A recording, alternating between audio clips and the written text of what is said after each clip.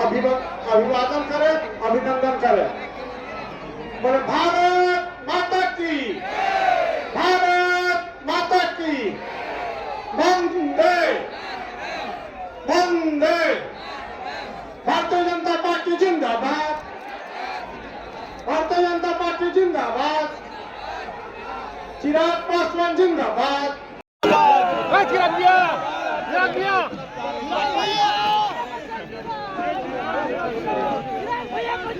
जिंदाबाद, चिराग पासवान जिंदाबाद।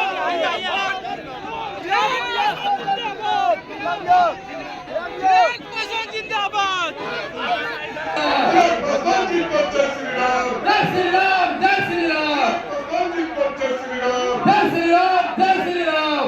चिराग पासवान जी का स्वागत है, स्वागत है भाई, स्वागत है। चिराग पासवान जी का स्वागत है, स्वागत है भाई, स्वागत है। जिंदाबाद, जिंदाबाद, जिंदाबाद, नरेंद्र मोदी जिंदाबाद, जिंदाबाद, जिंदाबाद। चिराग पासवान जी का स्वागत है, स्वागत है भाई, स्वागत है। पासवान जी का स्वागत है, स्वागत है भाई, स्वागत है। चिराग पासवान जी को जय श्री राम, जय श्री राम, जय श्री राम, पासवान जी को जय श्री राम। जय श्री राम, जय श्री राम। जिंदाबाद, जिंदाबाद, जिंदाबाद, जिंदाबाद, जिंदाबाद, जिंदाबाद।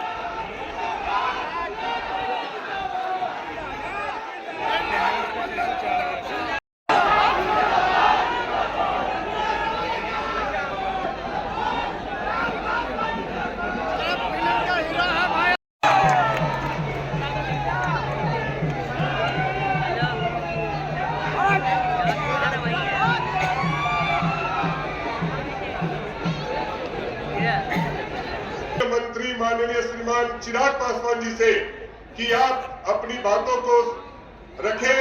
श्रीमान चिराग पासवान जी,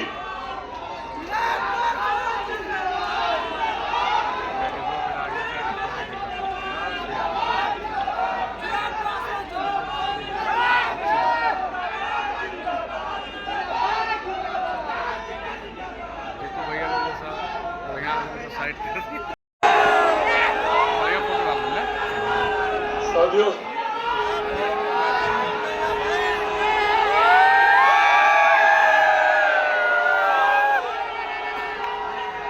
जहां जहां भी मैं झारखंड में प्रचार के लिए जा रहा हूं, कहा बताया मुझे ये जाता है कि मुझे चुनाव प्रचार के लिए आना है, पर हकीकत में जब उस सभा में पहुंचता हूं और आप लोगों का जन सैलाब और उसके साथ साथ ये उत्साह देखता हूं, तो ये कतई चुनाव प्रचार की सभा नहीं, ये विजय की सभा दिखती है।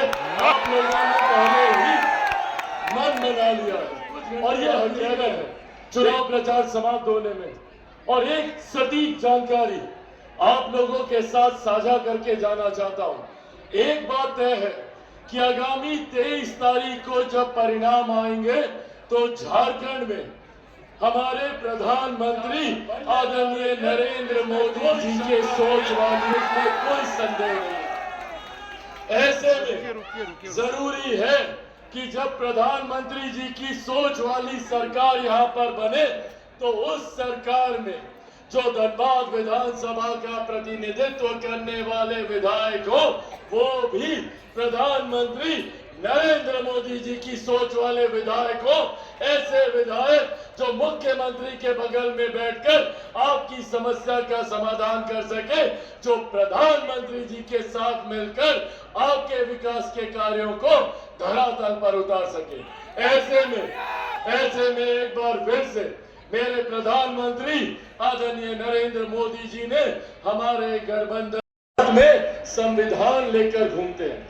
क्या बोलते थे लोकसभा में कि नरेंद्र मोदी जी तीसरी बार प्रधानमंत्री बने तो संविधान की हत्या हो जाएगी। कौन से संविधान की हत्या हो गई? और आज जिस संविधान की प्रतिलिपि ये लोग लेकर घूमते हैं, पूछिए इन लोगों से, जब 89 तक संविधान के रचयिता, संविधान के निर्माता नहीं लगने दी, और तो और बाबा साहेब के जीते जी उन्हें जिस तरीके से प्रताड़ित किया गया, उन्हें चुनाव तक हरवाने का काम कांग्रेस के नेताओं के द्वारा किया गया। और आज इन लोगों को संविधान की याद आती है। आज इन लोगों को संविधान की चिंता होती है। तब कहा गया था भारत का संविधान जब इन्होंने सन 75 में मारने का काम किया था, सही मायनों में लोकतंत्र की हत्या करने का काम किया था। आज ये लोग बात करते हैं आरक्षण की, संविधान की। साथियों, आज आप लोगों के सामने खड़ा होकर मैं चिराग पासवान, मेरे नेता, मेरे पिता आदरणीय रामविलास पासवान जी के संघर्षों की कसम खाकर ये वादा आप लोगों से करके जाता हूं कि जब तक चिराग पासवान जिंदा है, जब तक चिराग पासवान जिंदा है, न आरक्षण को कोई खतरा है, न संविधान को कोई खतरा है। ये वादा आप लोगों से करके जाता हूं, पर अगर खतरा है तो ऐसे विपक्षी दलों के मान को खतरा है, हमारे भविष्य को खतरा है। ये लोग आएंगे तो जितनी गरीब कल्याण की योजनाएं हैं सब बंद कर देंगे। ये लोग नहीं चाहते कि कोई गरीब मुख्य धारा के साथ जुड़े।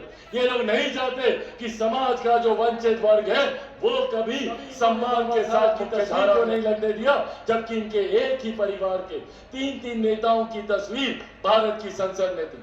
भगवान बिरसा मुंडा जी की तस्वीर को इन्होंने भारत की संसद में नहीं लगने दिया।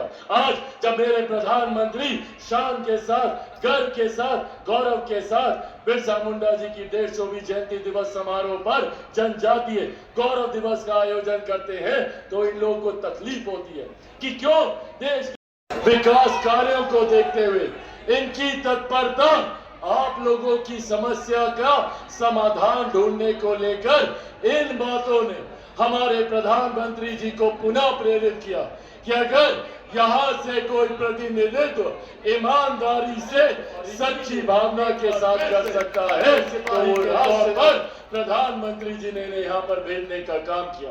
साथियों, आप सब को अगले 2 दिन में एक महत्वपूर्ण चुनाव करना है। कुछ घंटों में प्रचार रुकेगा, 20 तारीख को मतदान है। उस मतदान में आप लोगों को चुनना है 2 गठबंधनों के बीच, एक जो विकास की बात करते हैं, दूसरा जो विनाश की बात करते हैं। ये चुनाव विकास और विनाश के बीच ये चुनाव होने जा रहा है। ऐसे में साथियों, ये आग्रह करने आया हूं आप लोगों के बीच कि एक तरफ जहां मेरे प्रधानमंत्री गांव और शहर की दूरी को कम करने का प्रयास कर रहे हैं, जिन्होंने एक के बाद एक ऐसी गरीब कल्याण की योजनाओं का निर्माण करने का काम किया जो गांव और शहर के बीच की दूरी को कम कर रहा है। यहाँ पे भारी संख्या में महिलाएं मौजूद है। पहली बार देश में एक ऐसे प्रधानमंत्री आए जिन्होंने महिलाओं के सम्मान की चिंता कर, महिलाओं के स्वास्थ्य की चिंता कर उज्ज्वला योजना के माध्यम से घर घर गैस कनेक्शन पहुंचाने का काम किया।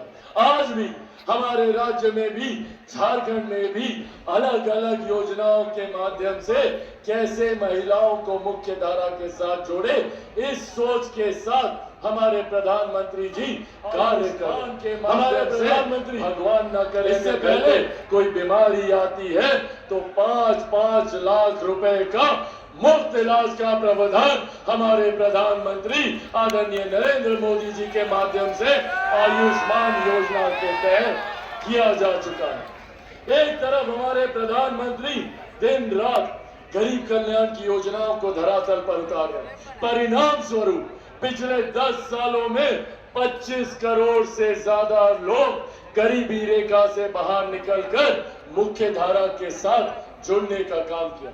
आज हमारे देश की अर्थव्यवस्था, गर्व से हम लोग कहते हैं कि दुनिया की 5वीं सबसे बड़ी अर्थव्यवस्था है। और जब देश की अर्थव्यवस्था मजबूत होती है तो राज्यों का राजस्व बढ़ता है। जब राज्य का राजस्व बढ़ता है तो हर जिले में विकास की योजनाओं के लिए ज्यादा राशि आवंटित की जाती है। जिले में ज्यादा राशि आती है तो गरीब परिवार के हाथ में ज्यादा कमाई आती है। जब आप लोगों के बीच चुनाव प्रचार के लिए आएंगे, इन 5 सालों में देश की अर्थव्यवस्था 5वें नंबर से बढ़कर दुनिया की 3री सबसे बड़ी अर्थव्यवस्था भारत बनने जा रहा है। ये देश हमारे प्रधानमंत्री की सोचिए, पिछले 500 साल से आज जैसे हम लोग टेंट के नीचे बैठे हैं, ऐसे ही पिछले 500 साल से प्रभु श्री राम टेंट के नीचे धूप गर्मी धूल मिट्टी में ऐसे ही बैठे थे। पहली बार देश में एक प्रधानमंत्री आए जिन्होंने हमारी आस्था को सम्मान देते हुए अयोध्या में भव्य राम मंदिर का निर्माण कर रामलला की मूर्ति की प्राण प्रतिष्ठा वहां कराने का काम किया। ये सोच है हमारी सरकार की, ये सोच है हमारे प्रधानमंत्री की।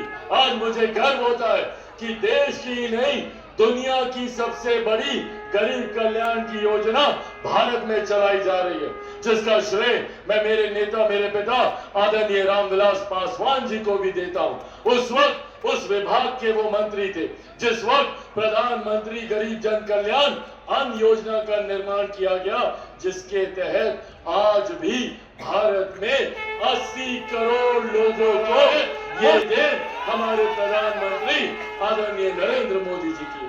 साथियों, एक तरफ हमारी सरकार जो एक के बाद एक गरीब कल्याण की योजनाओं को धरातल पर उतारने का काम कर रही है, तो वहीं दूसरी तरफ विपक्ष कांग्रेस, जेएमएम, राजद जैसे लोग